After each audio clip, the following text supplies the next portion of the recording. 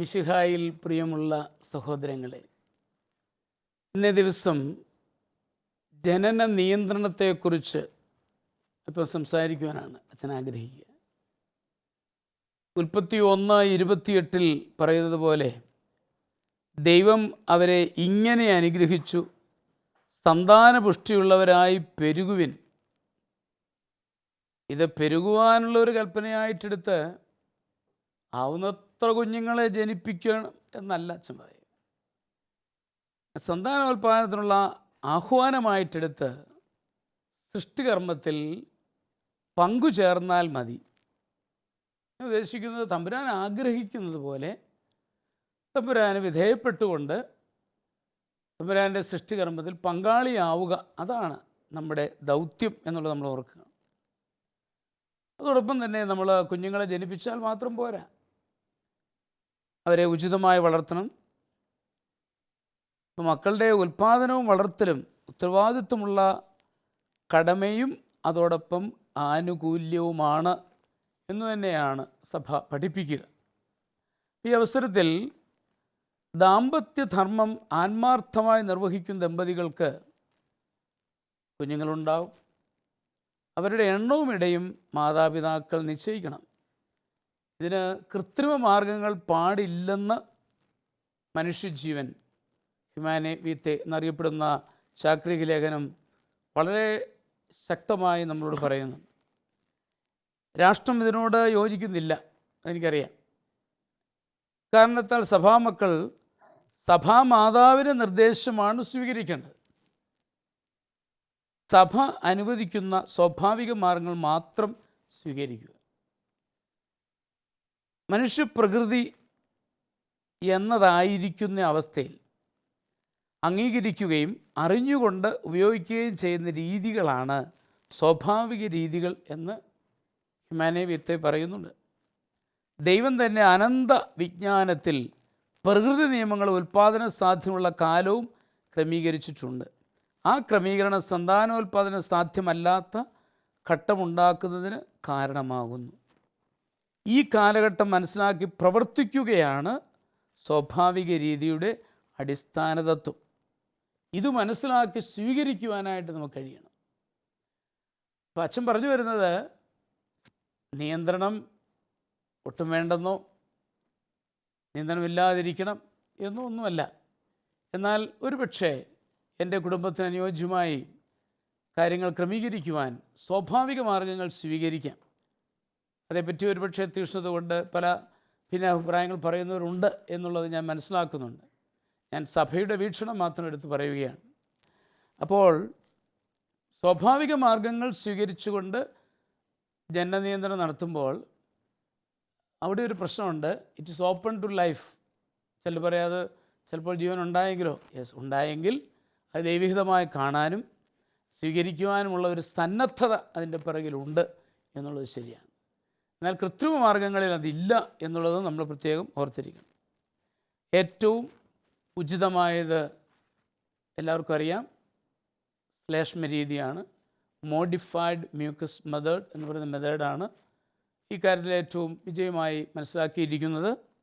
പക്ഷെ പറഞ്ഞതിൻ്റെ അർത്ഥം ഇത്രേ ഉള്ളൂ: നിയന്ത്രിക്കണമെങ്കിൽ, ബന്ധമില്ല, നിയന്ത്രിക്കണമെങ്കിൽ സ്വാഭാവിക മാർഗങ്ങൾ മാത്രമേ ഉപയോഗിക്കാവൂ എന്ന് തന്നെയാണ്.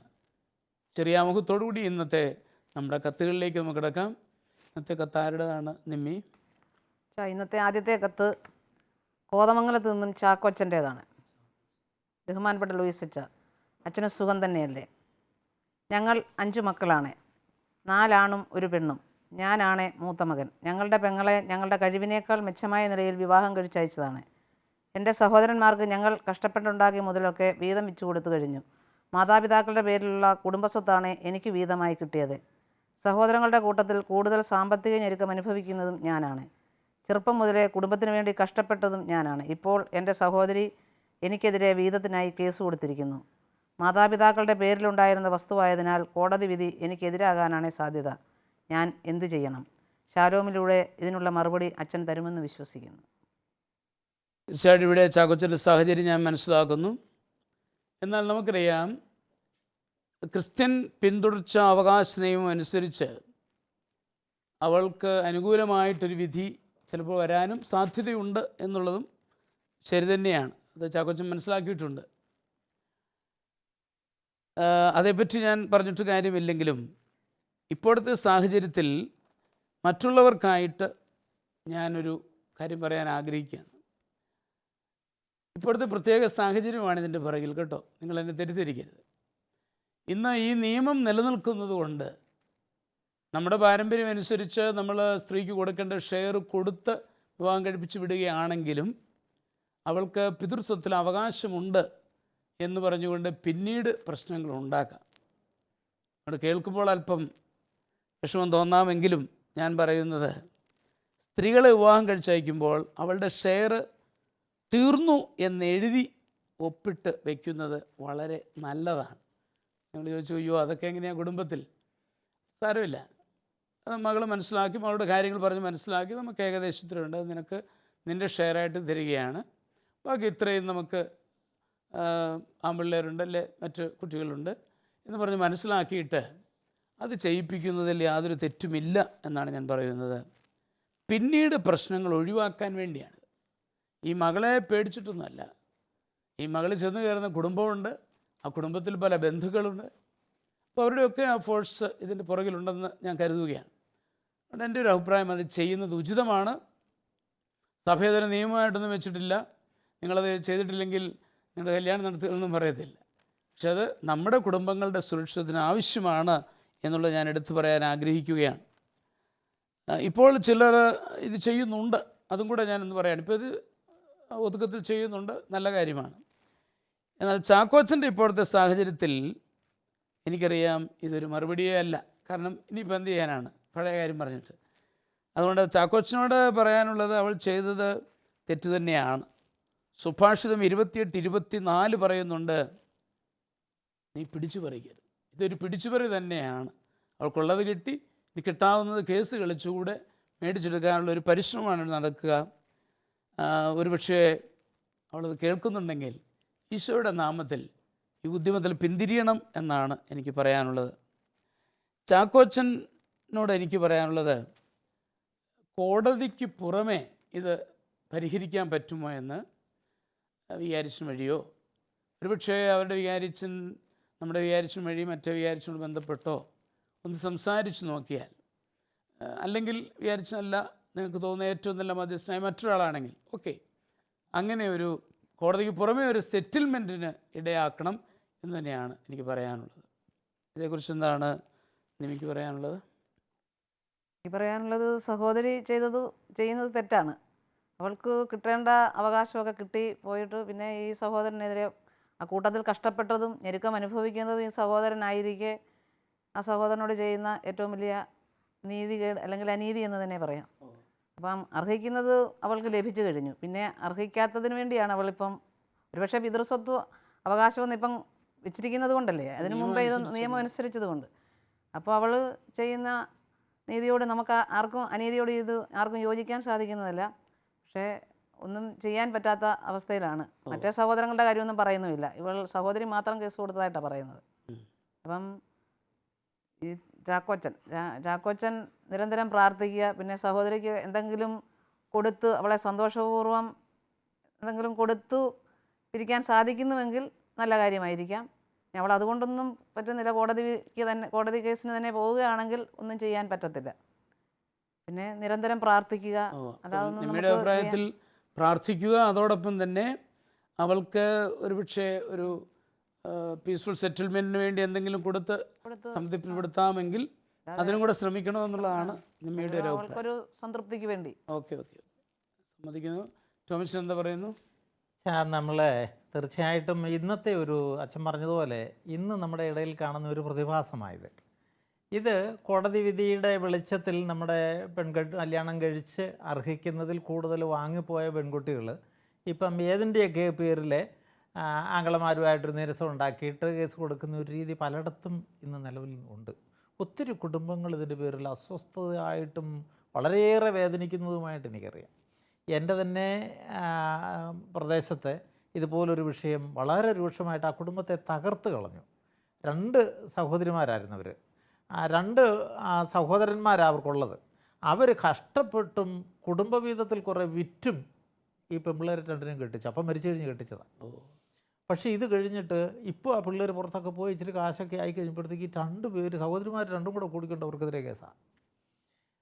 അതൊക്കെ അന്യായമായ സമ്പത്ത് ആപത്തിൽ ഉപകരിക്കത്തില്ല എന്ന തിരുവചനം അടിവരയിട്ട് പറയാൻ ഞാൻ ആഗ്രഹിക്കുക. ഈ സഹോദരിമാർ നിങ്ങൾക്ക് അർഹിക്കുന്നത് തന്ന് അവർ കല്യാണം കഴിച്ച് നിങ്ങളെ വിട്ട് കഴിഞ്ഞിട്ട് വീണ്ടും അനർഹമായിട്ടുള്ളതിന് വേണ്ടിയിട്ടുള്ള പോരടി നിയമത്തിൻ്റെ വെളിച്ചത്തിൽ നിങ്ങൾക്ക് ഒരുപക്ഷെ കിട്ടുമായിരിക്കും. പക്ഷെ അത് നിങ്ങൾക്കോ കുഞ്ഞുങ്ങൾക്കോ ഉപകരിക്കത്തില്ല എന്നുള്ളൊരു യാഥാർത്ഥ്യം നിങ്ങൾ മനസ്സിലാക്കണം.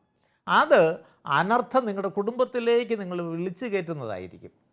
അപ്പോൾ അതുകൊണ്ട് അങ്ങനെയുള്ള ഉദ്യമങ്ങളിൽ നിന്ന് ഇത് കേൾക്കുന്ന ശാലോം TV പ്രേക്ഷകരൊക്കെ ഏതെങ്കിലും തരത്തിലുള്ള ചിന്തകളുണ്ടെങ്കിൽ അതിൽ നിന്ന് പിന്തിരിയണം. അർഹിക്കുന്നത് കിട്ടി, ദൈവം തന്നത് മതി എന്ന ബോധ്യത്തോടെ നിങ്ങൾ ഇടപെടണം. 2, നിങ്ങളുടെ വീടെന്നും പറഞ്ഞ് കയറി വരാനുള്ള ഒരു ഇടമതാ. ഇന്നത്തെ ഈ സാഹചര്യം മാറി നിങ്ങൾക്ക് എന്തെങ്കിലും ഒരു പ്രയാസം ഉണ്ടായാൽ എൻ്റെ ചാച്ച, എൻ്റെ കൊച്ചായ, അല്ലെങ്കിൽ എൻ്റെ സഹോദര എന്ന് പറഞ്ഞിട്ട് ഓടി വന്നൊരു ആശ്വാസത്തിന് കയറി വരേണ്ട കട, ആ വിടവ് അടച്ചു കളയരുത്. അത് നിങ്ങളുടെ അത്താണിയാണ് നിങ്ങളുടെ കുടുംബം. അത് നശിപ്പിച്ച് കളയാൻ എന്തിൻ്റെ പേരിലാണെങ്കിലും ശ്രമിക്കരുത് എന്നാണ് എനിക്ക് പറയാനുള്ളത്. തീർച്ചയായിട്ടും അച്ഛൻ പറഞ്ഞത് ഞാൻ ഒന്നുകൂടെ അടിവരയിട്ട് എല്ലാവർക്കും വേണ്ടി പറയുക.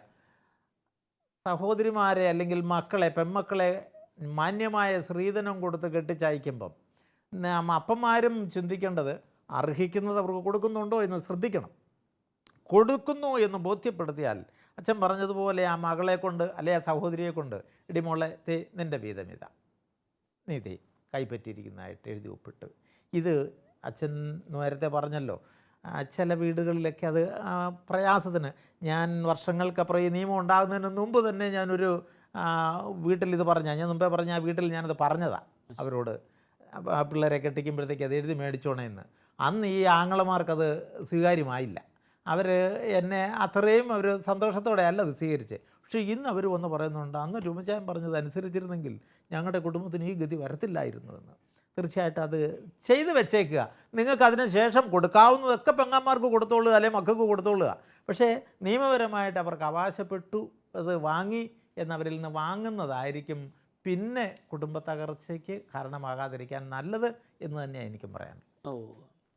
അപ്പോൾ ടോംഷൻ പറഞ്ഞതനുസരിച്ച് നമ്മൾ ചിന്തിക്കുമ്പോൾ ദൈവത്തെ മുൻപിൽ കണ്ടുകൊണ്ട് ഈ ഉദ്യമത്തിൽ നിന്ന് അവർ പിന്തിരിയണം എന്നുള്ളതാണ് നമുക്ക് പ്രധാനമായിട്ടും പറയാനുള്ളത്. പിന്നീട് തീർച്ചയായിട്ടും ചാക്കോച്ചൻ്റെ ഇന്നത്തെ പ്രത്യേക സാഹചര്യത്തിൽ നമുക്ക് പ്രാർത്ഥിക്കാം. കാര്യങ്ങൾ കോടതിക്ക് പുറത്ത് സെറ്റിൽമെൻറ്റ് ഉണ്ടാകാനും അങ്ങനെ ഭംഗിയായിട്ട് കുടുംബം സമാധാനത്തിലായി തീരുവാനും നമുക്ക് പ്രാർത്ഥിക്കുക കൂടി ചെയ്യാം. അടുത്ത കത്ത് ആരുടേതാണ് നിമ്മി? അടുത്ത കത്ത് കണ്ണൂരിൽ നിന്ന് മറിയാം എന്ന സഹോദരിയുടേതാണ്.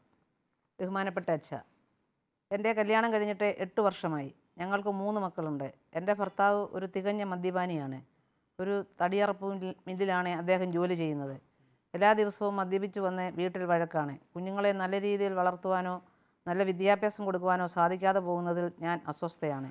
കുഞ്ഞുങ്ങളെ ഓർക്കുമ്പോൾ എനിക്ക് സങ്കടമാണ്. ഞാൻ എന്ത് ചെയ്യണം? ശാലോമിലൂടെ മറുപടി പ്രതീക്ഷിക്കുന്നു. മറിയാമ്മയുടെ വിഷമം വളരെ വലുതാണ് എന്നാണ് ആദ്യമായിട്ട് എനിക്ക് പറയാനുള്ളത്.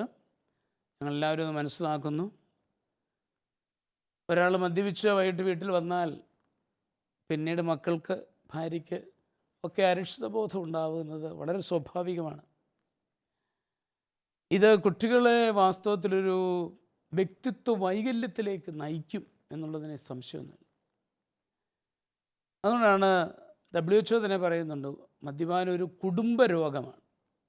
വ്യക്തിയുടെ രോഗമല്ല, കുടുംബ രോഗമാണ്. കുടുംബം ഒന്നാകെ അതിൽ വിഷമിക്കാൻ പോവുകയാണ്. മദ്യപാനം അതിൽ തന്നെ പാപമാണെന്ന് ബൈബിള് പറയുന്നുണ്ട്.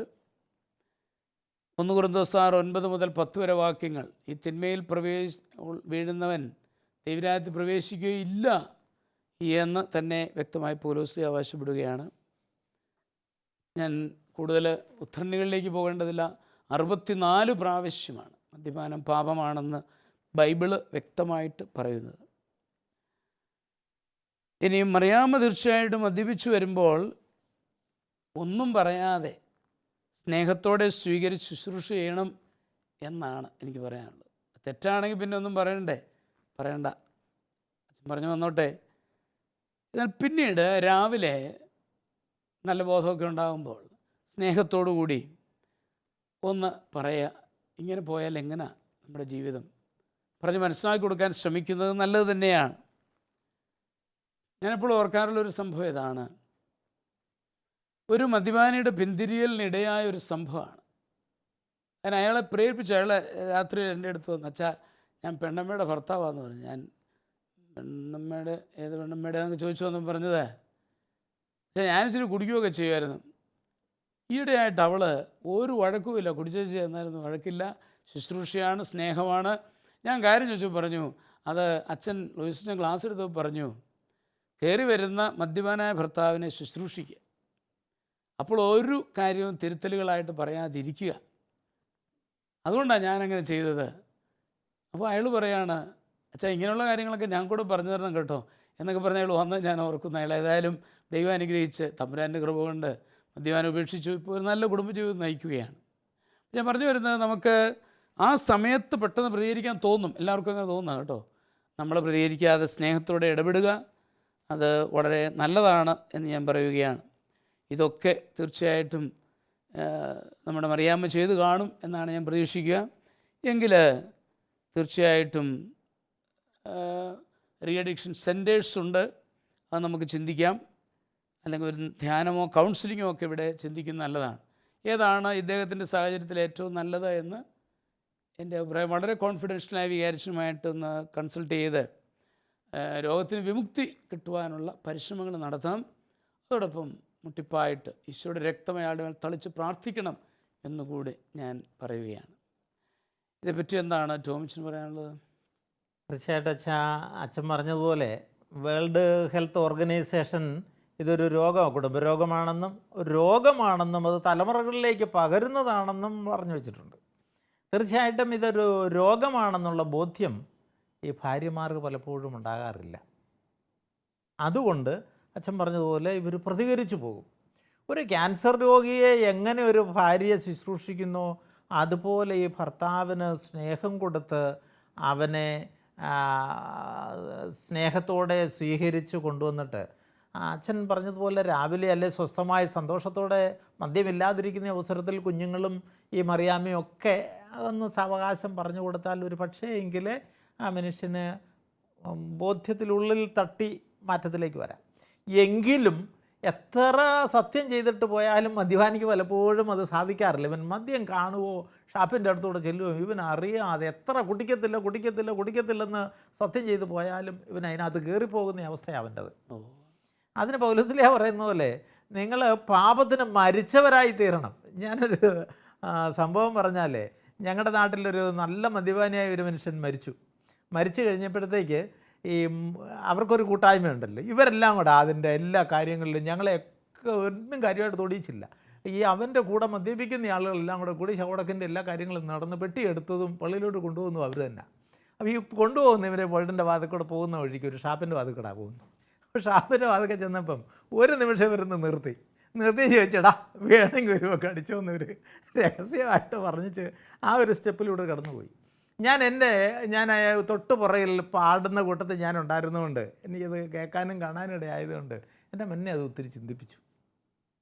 ആ ഡെഡ് ബോഡി ആയിട്ട് അവിടെ കിടക്കുന്ന മനുഷ്യന് അത്രയും നാളും അതിലൂടെ പോയാൽ ഇവൻ ഓടി അതിനകത്ത് കയറുമായിരുന്നു. ഇന്ന് അവൻ നിശ്ചലന, അവന് പറ്റില്ല.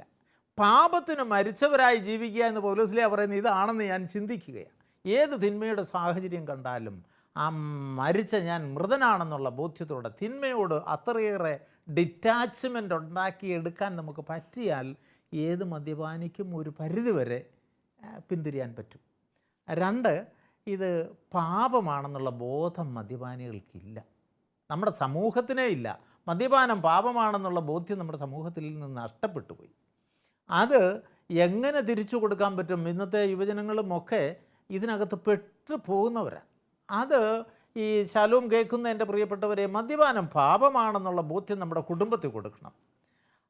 പരിശുദ്ധനായ ജോൺ പോൾ II മാർപ്പാപ്പ പറയുന്നത് മതബോധനം എന്നത്, വിശ്വാസ പരിശീലനം എന്നത് മതബോധനമാണെന്നും അത് നൽകേണ്ടത് മാതാപിതാക്കളാണെന്നും പറഞ്ഞു വെക്കുന്നുണ്ട്. അപ്പം മാതാപിതാക്കൾ കൊച്ചിലെ മുതലേ കുഞ്ഞുങ്ങൾക്ക് ഈ ഒരു പരിശീലനം കൊടുക്കാൻ ശ്രദ്ധിക്കണമേ എന്നുകൂടി ഞാൻ ഈ കൂട്ടത്തിൽ അപേക്ഷിക്കുക. ഇത് വന്നു കഴിഞ്ഞിട്ട് ഇതുപോലുള്ള നിലവിളിയുള്ള ഒത്തിരി ഭാര്യമാരും അമ്മമാരും ഉണ്ട്. അപ്പം തീർച്ചയായിട്ടും അതിന് ഒരു പിന്തിരിയലിന് വേണ്ടിയിട്ട് നമ്മൾ അടുത്ത തലമുറയെ ഒന്ന് സജ്ജമാക്കാൻ നമ്മളൊന്ന് ശ്രദ്ധിക്കുന്നതോടൊപ്പം സ്നേഹത്തോടെയുള്ള ഇടപെടലുകൾ. പത്രോസിലിയ പറഞ്ഞു വരിക്കുന്ന ഭാര്യമാരെ, നിങ്ങൾ ഭർത്താക്കന്മാർക്ക് വിധേയരായിരിക്കുവിൻ. വചനമനുസരിക്കാത്ത ആരെങ്കിലും ഉണ്ടെങ്കിൽ അവരെ വാക്കുകൊണ്ടല്ല പെരുമാറ്റം കൊണ്ട് വിശ്വാസത്തിലേക്ക് ആനയിക്കാൻ ഭാര്യമാർക്ക് കഴിയും എന്ന് തന്നെയാണ്. തീർച്ചയായിട്ടും ഇവൻ വചനമനുസരിക്കാത്തത് കൊണ്ടാണ് ഇങ്ങനെ ആയിപ്പോയത്. അതുകൊണ്ട് ഭാര്യയുടെ ശക്തമായ ഇടപെടൽ, അച്ഛൻ പറഞ്ഞതുപോലെ ശുശ്രൂഷ മനോഭാവത്തോടെ സ്നേഹത്തോടെ, സ്നേഹം കൊണ്ട് അവനെ പൊറുതിമുട്ടിച്ചാൽ, ആൽക്കഹോളിക്കിൻ്റെ അടിമത്വം എന്ന് പറയുന്നത് ഇവൻ എന്തോ നഷ്ടപ്പെട്ടതിൻ്റെ പരിണിത ഫലമാണ്. അപ്പോൾ അവിടെ സ്നേഹം കൊണ്ട് നിറയ്ക്കാൻ ഈ ഭാര്യ തയ്യാറായാൽ അവൻ ആ നഷ്ടപ്പെട്ടതിൽ നിന്ന് വീണ്ടെടുക്കപ്പെടും, അവനെ തിരിച്ചു കൊണ്ടുവരാൻ പറ്റും. അതുപോലെ അച്ഛൻ പറഞ്ഞതുപോലെ 2-3 മാർഗ്ഗങ്ങൾ. 1, ധ്യാനത്തിന് എവിടെയെങ്കിലും വിടാം. 2, നല്ല കൗൺസിലിങ്ങിന് വിടാം. 3, സഭയോട് ചേർത്ത് പള്ളിക്കാര്യങ്ങളിൽ ഇവനെ സജീവമാക്കി കൊണ്ടുപോയാൽ അവൻ അതിലൊത്തിരി സജീവമാകും. അവനെ ആ ഒരു തലത്തിൽ അച്ഛനുമായിട്ട് ആലോചിച്ചുകൊണ്ട് അവനെ കൊണ്ടുവന്നാൽ, കൂട്ടായ്മകളും പ്രാർത്ഥനകളും ഒക്കെ ആയിട്ട് ഇവനെ കൊണ്ടുവന്നാൽ ഒരു പക്ഷേ എങ്കിലും മാറ്റിയെടുക്കാം.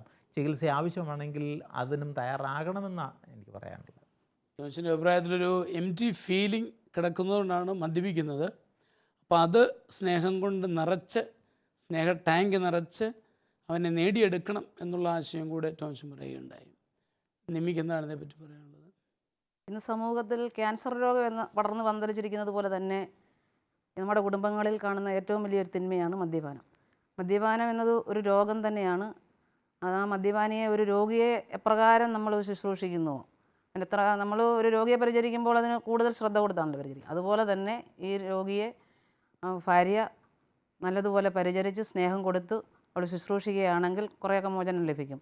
അപ്പം മദ്യപിച്ച് വരുന്ന ഒരു മനുഷ്യനോട് എന്തെല്ലാം പറഞ്ഞാലും അതിന് തിരുത്തലുണ്ടാകാൻ പാടില്ല. അവിടെ കൂടുതൽ കലഹം, ശത്രുത, അതിൽ നിന്ന് പിന്നെ കൂടുതൽ തിന്മകൾ ഉടലെടുക്കാനേ സാധ്യതയുള്ളൂ. അതുകൊണ്ട് മദ്യപാനത്തിൻ്റെ കെട്ടുകളെല്ലാം അഴിഞ്ഞു കഴിയുമ്പോൾ, അവൾ സ്നേഹത്തിൽ ഒന്നിച്ചിരിക്കുമ്പോൾ, ഒന്നിച്ച് ഭക്ഷണം കഴിക്കുമ്പോഴോ ഒക്കെ ഈ ഭാര്യ സ്നേഹഭാവത്തിൽ ഈ മദ്യപാനം കൊണ്ട് നമ്മൾക്ക് ഇവിടെ ഉണ്ടാകാവുന്ന ഭവിഷ്യത്തുകളെപ്പറ്റി പറഞ്ഞു കൊടുക്കുകയോ, വേറെ ഒരു നല്ല ക്ലാസ്സിന് പറഞ്ഞു വിടുകയോ, പിന്നെ ചികിത്സാ കേന്ദ്രങ്ങളിൽ ചികിത്സാ സഹായം തേടുകയോ ഒക്കെ ചെയ്താൽ പിന്നെ ഈ മദ്യപാനം എന്ന രോഗത്തിൽ നിന്നും വിമുക്തനാക്കുവാൻ സാധിക്കും എന്നാണ് എൻ്റെ അഭിപ്രായം.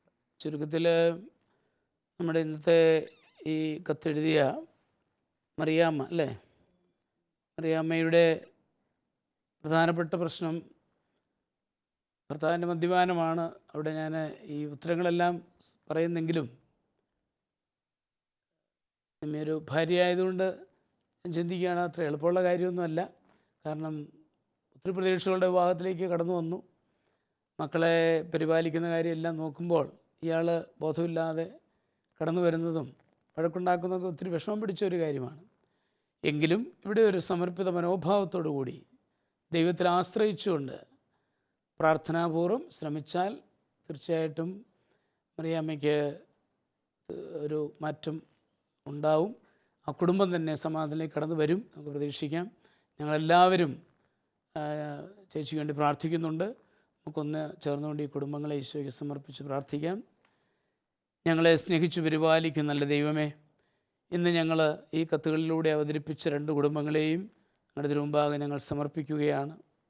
കർത്താവേ, അങ്ങയുടെ കൃപയിൽ നിലനിന്നുകൊണ്ട്, അങ്ങയുടെ സ്നേഹത്തിൽ നിലനിന്നുകൊണ്ട് കുടുംബജീവിതം കൂടുതൽ സന്തോഷപ്രദമാക്കി തീർക്കുവാൻ ആ കുടുംബങ്ങളെ അനുഗ്രഹിക്കണമേ.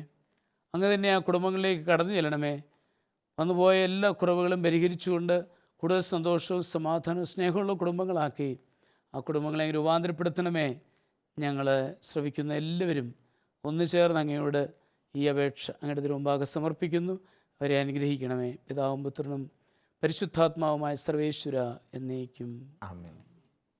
ഈ പ്രോഗ്രാമിലേക്ക് കത്തുകളും അഭിപ്രായങ്ങളും അയക്കേണ്ട വിലാസം: to the producer, family counselling, Shalom television, Peruvannamuzhi PO, Kozhikode 673-528. Email info@shalomtelevision.com